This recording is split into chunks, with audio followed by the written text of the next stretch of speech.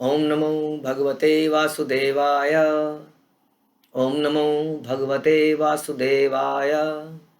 ओम नमो भगवते वासुदेवाय। श्रीमद् भागवतम तीसरा कैंटो 14वां अध्याय और 9th श्लोक। तो आपको याद होगा, हमने सुना किस प्रकार से दिति और कश्यप की कथा चालू हुई है। कश्यप कौन है? प्रजापति है। दिति कौन है? दक्ष की पुत्री है। और मरीचि के पुत्र हैं कश्यप। कश्यप बहुत बड़े प्रजापति हुए, इनका नाम आप कई जगह सुनेंगे। तो एक पर्टिकुलर स्टोरी बता रही है। ये स्टोरी क्यों सुन रहे हैं हम? ये स्टोरी हम इसलिए सुन रहे हैं क्योंकि प्रश्न ये था विदुर का कि हिरण्याक्ष को क्यों मारा गया और क्या दुश्मनी थी और ये क्या घटना थी, कौन था ये राक्षस, कहाँ से आया, क्यों मारा गया।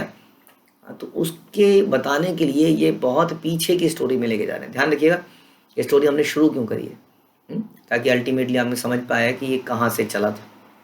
तो अब इस हिरण्याक्ष के बारे में बताने के लिए कथा स्टार्ट करी जाती है कश्यप मुनि और दिति से, जो कि कश्यप मुनि अपनी संध्याकालीन संध्या कर रहे थे, आध्यात्मिक कार्य कर रहे थे। ऐसा हमने सुना कि 3 संध्याएं होती हैं और इन संध्याएं में हमें आध्यात्मिक कार्य करने चाहिए। हाँ, इस समय में हमें कुछ गलत कार्य नहीं करना चाहिए, कुछ भी इंद्रिय तृप्ति का कार्य नहीं करना चाहिए।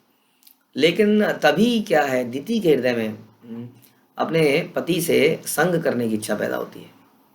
अब पति से संग करने की इच्छा गलत नहीं है यदि वो संतान उत्पत्ति के लिए करी जाए। तो इसको हम सुनेंगे आगे।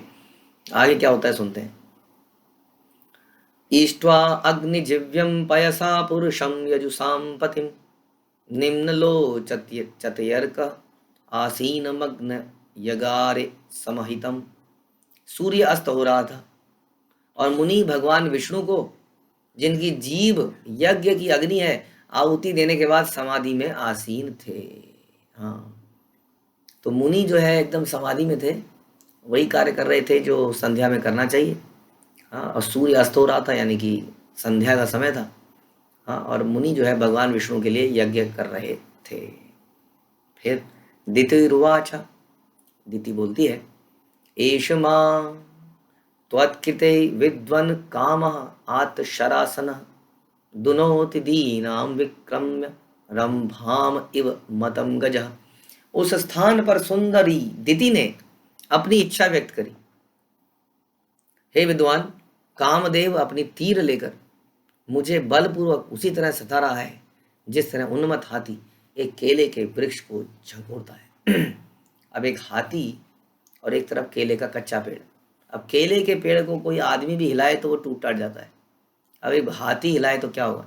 यानी कि जो हमारी दृढ़ता है, हमारी चेतना है, वो इस काम के आगे कुछ भी नहीं है। काम जब इसको हिलाने लगता है ना, तो अच्छे अच्छों की जो दृढ़ता है वो समाप्त हो जाती है। तो उसी तरह से दीदी कह रही है कि मैं सब भूल गई हूँ कि ये सही है कि क्या गलत है, क्या सही है, आई डोंट नो, बट ये जो काम है मुझे सता रहा है। एक तरह से अपनी इच्छा को बड़ी क्लियरली व्यक्त कर रही है, ये भी बड़ी अच्छी बात है। ये बड़ा अच्छा है। हमें इस तरह के डायलॉग करने चाहिए, पति पत्नी को भी, अपने बच्चों के साथ भी। लोग अपने बच्चों के साथ इस तरह के डिस्कशन करने से शर्माते हैं, कतराते हैं, और फिर वो सारे बच्चे गलत गलत जगह रास्ते पे भटक जाते हैं। लोग इस इच्छा को जेन्युइन समझने लगते हैं, इसको पूरी करने के लिए न जाने क्या क्या करने लगते हैं, कई कई गलत चीज़ें देखने लगते हैं और पूरी तरह से पदभ्रष्ट हो जाते हैं। फिर उनको रास्ते पे लाना ऑलमोस्ट इम्पॉसिबल हो जाता है, क्योंकि वो एक आदत, एक लत में बदल जाता है। इसलिए इट इज़ वेरी इंपॉर्टेंट कि ये ओपन डायलॉग किया जाए घर के अंदर, और इसके प्लस एंड माइनस बताए जाए।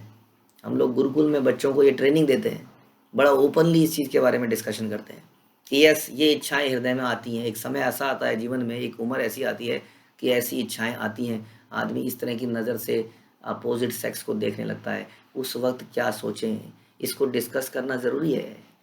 यदि नहीं करेंगे तो वो कुछ भी करने लग जाएंगे।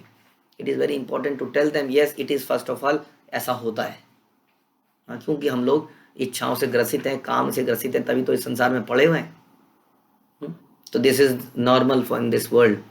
बट जब ऐसा हो तब क्या करना है, तब कैसे इस चेतना को वापस लाना है। इस संसार में केवल यही बताया जाता है कि this is natural, this is natural for the corrupt people like us. Okay, it is natural, but इसका मतलब ये नहीं है कि इसको परस्यू किया जाए, इसको बढ़ाया जाए, इसके पीछे भागा जाए। जब ऐसे विचार हृदय में आए तब क्या करना चाहिए, इसकी ट्रेनिंग अवश्य देनी चाहिए। लेकिन यहाँ पर अच्छी बात यह है कि दीति ने अपने पति से कम किसी बाहर वाले से तो नहीं करी ना, अपने पति से इस इच्छा को व्यक्त किया। यही कारण है विवाह का। विवाह का क्या पर्पज़ है? विवाह का पर्पज़ यही है कि ये इच्छाएं इंसान के अंदर आएंगी, तब वो इधर उधर भटकेगा, गलत जगह पे जाएगा, संसार में गलत संतान उत्पन्न होंगी, और जब गलत संतान उत्पन्न होंगी तो अराजकता फैल जाएगी।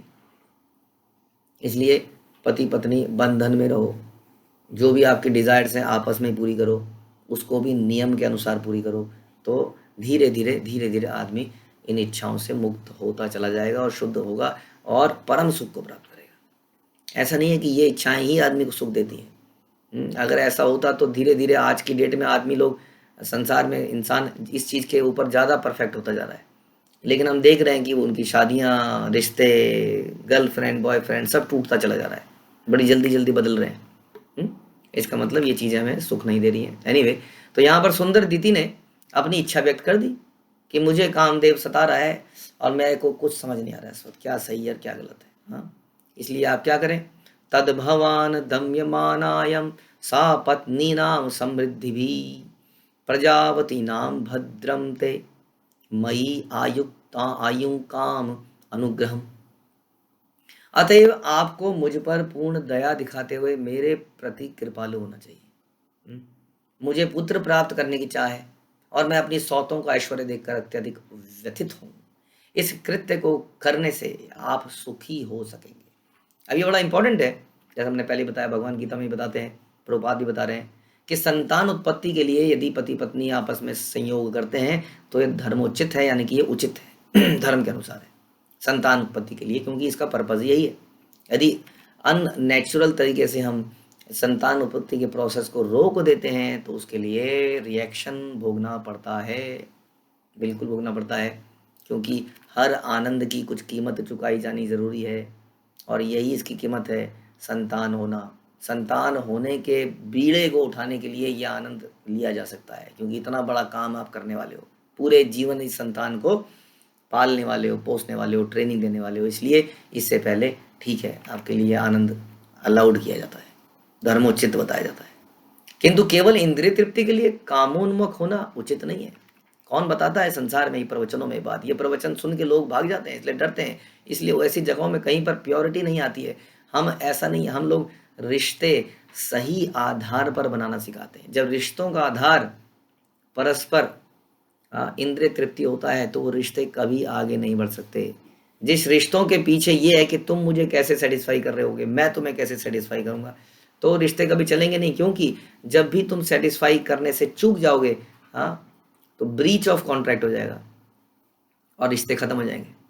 इसलिए बड़ा इंपॉर्टेंट है इसको समझना।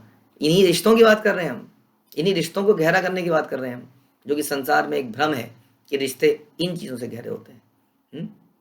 रिश्ते होते हैं आपसी प्रेम से, टॉलरेंस से, फॉरगिवनेस से, फ्लेक्सिबिलिटी से। फ्लेक्सिबिलिटी खत्म होती जा रही है, टॉलरेंस खत्म होती जा रही है आपस में, तो रिश्ते कैसे चलेंगे? उनका प्रेम खत्म होता जा रहा है, क्योंकि लस्ट कभी आपको हृदय से सेटिस्फाई नहीं कर सकता। हृदय को सेटिस्फाई कर सकता है सच्चा प्रेम। जब किसी के प्रति आप सच्चा प्रेम करते हैं, उसको भोगने का प्रयास नहीं करते हैं, उसके भलाई चाहते हैं और उसके लिए कुछ करते हैं, तो बड़ा संतुष्टि मिलती है, बहुत संतुष्टि मिलती है, जो कि इस प्रकार की चीज़ों से वास्तव में नहीं मिलती। इस प्रकार की चीज़ों से और ज़्यादा माइंड एजिटेट हो जाता है। तो वो कहती है कि मेरे पर कृपा कीजिए, मुझे पुत्र की इच्छा है। क्यों इच्छा है? क्योंकि मेरी सौतों का ऐश्वर्य देखकर मैं बड़ी व्यथित हूँ। क्यों?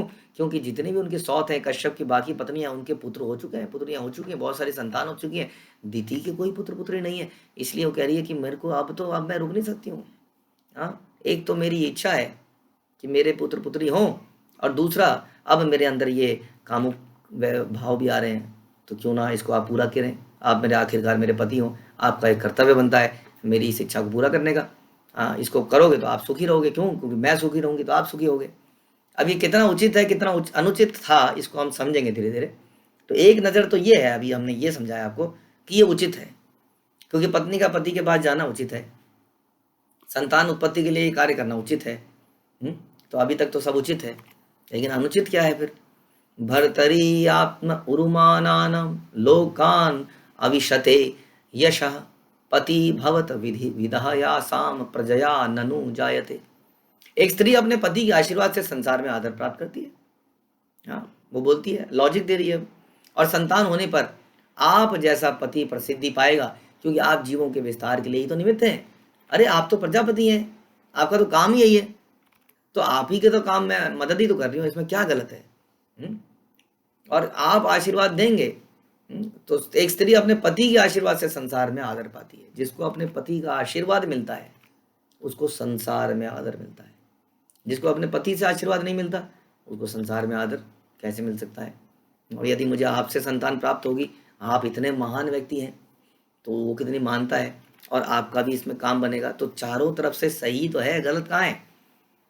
तात्पर्य प्रभाव बताते हैं कि ऋषभ देव के अनुसार किसी को तब तक पिता या माता नहीं बनना चाहिए जब तक वह विश्वस्त ना हो ले कि जिन संतानों को उत्पन्न करेगा उन्हें वह जन्म मृत्यु के बंधन से मुक्ति दिला सकेगा। तब तक हमें पिता बनने का, गुरु बनने का अधिकार नहीं है, जब तक हम अपने शिष्यों को, अपने बच्चों को, अपने डिपेंडेंट्स को जन्म मृत्यु से मुक्ति ना दिला दें। अब हमारा ही भरोसा नहीं है जन्म मृत्यु से मुक्ति का, हमें ही नहीं पता जीवन का वैल्यू क्या है, हमें नहीं पता कि ये जीवात्मा अलग है, शरीर अलग है, भगवान के हम सेवक हैं, जीवन का पर्पस क्या है, हमें ही नहीं मालूम है, तो हम अपने बच्चों को कैसे ट्रेनिंग दे पाएंगे? इसलिए कहीं पर भी यदि ये ट्रेनिंग मिल रही है तो कम से कम वहाँ तो बच्चों को भेज सकते हैं, खुद भी जा सकते हैं, ताकि अब हम गलती से माँ बाप बन गए। हम में से 99% लोगों को ये आइडिया ही नहीं था इस चीज़ के बारे में, तो क्या करें अब? लेकिन अब जब समझ में आ गया तब तो करें ऐसा। यहाँ तो बताया जा रहा है, शास्त्र कह रहे हैं कि तब तक पिता बनने का, माता बनने का अधिकार नहीं है जब तक हम इस तरह की परवरिश ना कर पाएं कि उसे यानी कि जन्म मृत्यु से मुक्ति दिला पाए, भक्त बना पाए। मानव जीवन ही उस भौतिक घेरे से बाहर निकलने का एकमात्र अवसर है। हाँ, कौन से भौतिक घेरे से? जिसमें जन्म है, मृत्यु है, बुढ़ापा है, बीमारी है। केवल मानव जीवन में ही ये पॉसिबल है। ऐसा नॉलेज देना बड़ा आवश्यक है। हर व्यक्ति को अपने मनुष्य जीवन का लाभ उठाना चाहिए और उसका अवसर मिलना चाहिए। कश्यप जैसे माता पिता से आशा की जाती है कि वो ऐसी संतान उत्पन्न करें, और वास्तव में ऐसी संतान अगर उत्पन्न हो जाए तो जनसंख्या कितनी भी बढ़ जाए कभी दिक्कत नहीं आएगी, क्योंकि सबको पता है कि जीवन का पर्पस क्या है। वहाँ होड़ नहीं लगी है, कोई कंपटीशन नहीं हो रहा है, कौन पैसा ज़्यादा कमाएगा, कौन ज़्यादा बड़ा घर लेगा, कौन ये करेगा। तो वहाँ पे आपस में द्वेष नहीं है, ईर्ष्या नहीं है, तो आराम से बहुत सारे लोग भी रह सकते हैं। हम देखते हैं कि हम लोग पहले जब यात्राओं में जाते हैं अपने भक्तों के साथ, तो एक बड़े से हॉल में इतने सारे लोग आराम से चुपचाप रह लेते हैं। हाँ, और पहले हम देखते थे कि कितना बड़ा कमरा है होटल का, उसमें 2 ही लोग रहेंगे, उसमें भी 2 लोग आपस में झगड़ लेते थे, पति पत्नी कहीं घूमने जाते थे। अब जो है सैकड़ों लोग जा रहे हैं, हॉल में रह रहे हैं। यानी क्या है, सीमित जगह में ज़्यादा लोग रह पा रहे हैं और फिर भी झगड़ नहीं रहे, क्योंकि उनका हृदय संतुष्ट है भगवत प्रेम से। तो ये इससे हमें सीखने को मिल रहा है। तो यहाँ पर ये बात की जा रही है, वो इस तरह से बता रही है कि आपसे जब एक स्त्री को जब संतान प्राप्त होगी तो स्त्री का आगे संसार में नाम ही होगा। पुरा पिता नो भगवान दक्षो गृहीता वत्सला कम वृणीत वरम वत्सा इति अपृछ न पृथक। बहुत काल पूर्व अत्यंत ऐश्वर्यवान हमारे पिता दक्ष ने, ये दक्ष की बेटी है, जो अपनी पुत्रियों के प्रति अत्यंत वत्सल थे, हम में से हर एक को अलग अलग से पूछा कि तुम्हें किसे अपना पति चुनना है। तो एक तरह से पूरा इमोशनली यहाँ पर कश्यप मुनि को करा जा रहा है, क्योंकि कश्यप मुनि, प्रॉब्लम ये है कि ये संध्या का समय है और कश्यप मुनि आध्यात्मिक कार्यों में लगे हैं। अब ये डिमांड तो ओके है, बट ये गलत समय पर है। हर चीज का समय होना चाहिए। जैसे प्रातः काल भगवान के ध्यान के लिए है, जैसे 3 संध्याएं भगवान के ध्यान के लिए। अगर दिन को हम इस तरह से बांट लें कि रात को सोने से पहले, जैसे हम ये कथा कर रहे हैं, इसके बाद अब कुछ लोग प्रसाद पाएंगे, कुछ लोग इससे पहले पाएंगे, कथा सुनने के बाद आदमी सो जाए बस, तो दिमाग में यही चलता रहे आज क्लास में क्या बताया था, और सवेरे उठने के बाद हमारी मॉर्निंग क्लास को अटेंड कर ले तो दिमाग में यही चलता रहे। दिन में जब भी समय मिले तो एक माला कर ले। इस प्रकार से उसका पूरा दिन के बीच में इधर से ब्रेड, बीच में टिक्की, और उसके बीच में सारा सैंडविच के बीच में आपके सारे काम, तो पूरा दिन बढ़िया रहेगा एकदम। तो इस प्रकार से हमें करने का प्रयास करना चाहिए। लेकिन वो गलत समय पर गलत कार्य के लिए डिमांड कर रही थी। अब इस डिमांड को साबित करने के लिए बहुत सारे लॉजिक देने पड़ेंगे। तो वो लॉजिक दे रही है। अब वो अपनी पुरानी बात बता रही है कि हमारे पिताजी ने हमारी शादी करी थी, मालूम है आपको दक्ष कितने महान व्यक्ति हैं, कितने प्यारी थी हम उनके लिए। उन्होंने हमें पता है, हमसे पूछा किसको पति बनाना चाहती हो। हाँ, तो प्रभुपाद यहाँ बहुत अच्छी बात बता रहे हैं कि कभी भी वैदिक एरा में ऐसा नहीं था कि लड़कियों को, माताओं को दबाया जाता था। ये तो गलत प्रथा, गलत, ये संसार में विद्रोह पैदा किया गया है वैदिक चीज़ों के लिए। हाँ, आपको मालूम है, लोगों के अंदर घृणा भरी गई है, माइथोलॉजी बोल दिया देखिए जी, ये तो जलाते थे स्त्रियों को, सती होता था, ये होता था, यहाँ पे वुमेन्स को हमेशा टॉर्चर किया गया है। अरे कहाँ टॉर्चर किया गया, हमने तो स्वयंवर देखे। स्वयंवर तो हमने आजकल तो देखे होते नहीं थे। आजकल देखा, लड़कों की लाइन लगी है, लड़की कह रही है रिजेक्टेड, रिजेक्टेड, रिजेक्टेड, हाँ ये एक्सेप्टेड। इतनी भर्सना लड़कों की कब हुई है? अब तो लड़के करते हैं लड़कियों को। हाँ, जाते हैं घरों में, रिजेक्टेड, नाक अच्छी नहीं है, गाती अच्छा नहीं है, मोटी है, नौकरी नहीं करती है, रिजेक्टेड, रिजेक्टेड, रिजेक्टेड। वैदिक एरा में लड़कियां रिजेक्ट करती थी, तो ऐसा कभी नहीं था। यहाँ आप कई सारी कहानियां सुनेंगे, जब भागवतम सुनेंगे तो आपको पता चलेगा कि वैदिक कल्चर क्या है। तो प्रभुपाद बता रहे हैं कि पिता जो है पुत्रियों से पूछता था किससे, लेकिन क्या अलाउड नहीं था? स्वच्छंद संगति अलाउड नहीं थी, मेल फीमेल की मिक्सिंग अलाउड नहीं थी शादी से पहले। हाँ, स्वीकृति कर सकते हो, लड़कियां चुन सकती हैं कि ये लड़का मुझे बहुत पसंद है पिताजी, क्योंकि ये इसके अंदर ये गुण है। आध्यात्मिक रूप से लड़कियां अट्रैक्ट होती थी, जैसे कि आप सुनेंगे देवहूति कर्दम मुनि का सिलेक्शन करती है। अब कर्दम मुनि को देखा नहीं था उन्होंने कभी, ना उनसे साथ मिली थी, ना उनसे ईमेल लेटरबाजी करी थी, ना उनसे वैलेंटाइन किया था। हाँ, लेकिन उनकी कथा उन्होंने नारद मुनि से सुनी थी। तो नारद मुनि से उन्होंने कर्दम मुनि के करेक्टर के बारे में सुना था, और जब करेक्टर के बारे में सुना तो उनसे अट्रैक्ट हो गई और उनको अपने पिताजी को अपनी इच्छा व्यक्त करी। पिताजी ने शत्रुपा उनकी पत्नी, आप एक सुनेंगे इसको, व्यक्त करी। तो उसी तरह से यहाँ भी दिखा रहे हैं कि दक्ष ने भी हमसे अलग अलग पूछा, तुम किसे अपना पति के रूप में चुनना चाहती हो। तो इस प्रकार की स्वतंत्रता दी जाती थी। तो इस प्रकार से बताया जा रहा है कि किस प्रकार से मेरे पिताजी ने मेरे से पूछा था। और फिर बोलती है सविदित्वा आत्मजानम ना भावान संताम भावन त्रयोदश अदतात तासाम याते शीलम अनुव्रता। हमारे शुभकांक्षी पिता दक्ष ने हमारे मनोभाव को जानकर अपनी 13 की 13 कन्याएं आपको समर्पित कर दी, और तब से हम आपकी आज्ञाकारिणी रही। लेकिन आपने सबको पुत्र पुत्रियां दे दी, मुझे क्यों नहीं दिया? अब मुझे भी चाहिए। हाँ, तो प्रभुपाद कह रहे हैं सामान्यतः कन्याएं अपने पिता के समक्ष अपना मत व्यक्त करने में संकुचाती है ना। ऐसा होता है ना कि बता नहीं पाती, लेकिन पिताजी को फिर भी पता चल जाती है दादी मम्मी के माध्यम से, तो वहाँ बोल देती हैं, वहाँ से पता चल जाता है और पिताजी स्वीकार कर लेते हैं। तो राजा दक्ष ने भी इस प्रकार अपनी पुत्रियों का मत जाना, और 13 की 13 लड़कियां कश्यप मुनि से शादी करना चाहती थी, क्योंकि वो एक महान भक्त योगी तपस्वी थे। तो वो बता रही है कि मैं, हमारी शादी इस प्रकार से आपसे करी गई थी, हाँ, और अब आपका ये दायित्व बनता है, मेरी इस डिज़ायर को पूरा करो, ये धर्मोचित है, क्या गलती है इसमें मेरे को बताओ, प्लीज़ आप मेरी इस डिज़ायर को पूरा कीजिए। अब जो है कश्यप मुनि एक संकट में पड़ गए हैं, क्या करें ऐसे में, कैसे मना करें, कैसे क्या बोलें।